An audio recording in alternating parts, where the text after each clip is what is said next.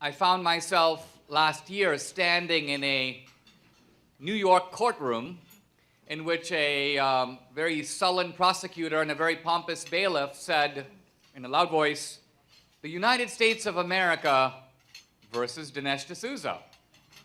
And I have to tell you, as an immigrant, what a chill that sent down my spine. This idea that my adopted country had applied its full force.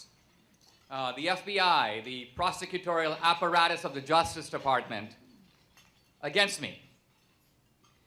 I've now completed 8 months of captivity, overnight incarceration in a community confinement center on the southern part of California.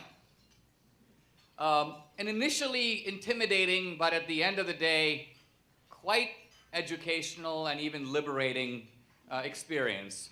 At the beginning, it was not what I expected.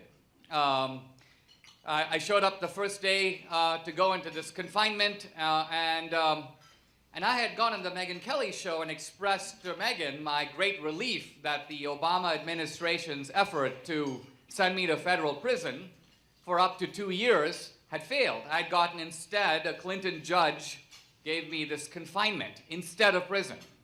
And so I was kind of jubilant. I'd kind of beaten the prison rap.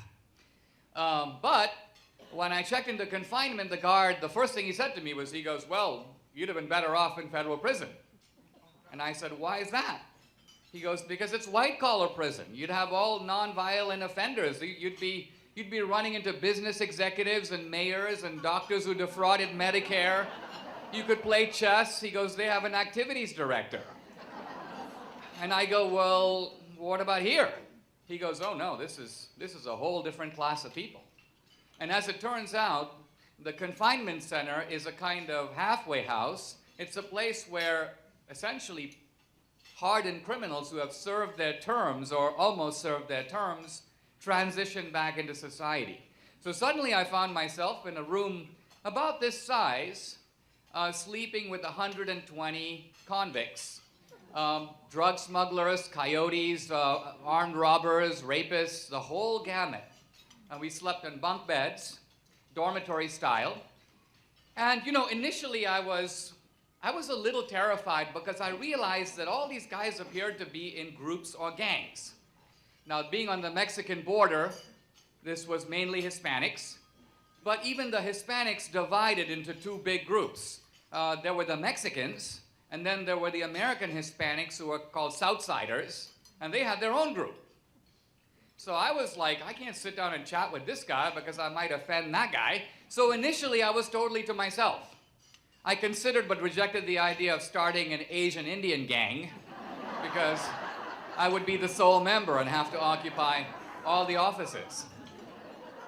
But after about a month in confinement, I began to realize that this strange place was actually a learning environment. I was sort of like an anthropologist in a strange land. I mean, I was in a place certainly where there are very few conservatives ever go, right? I'm not going to go down the hallway and run into Charles Krauthammer or George Will.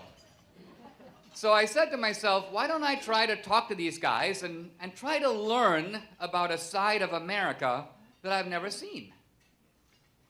And so over 8 months, I absorbed what I'm going to call the ideology of the criminal underclass.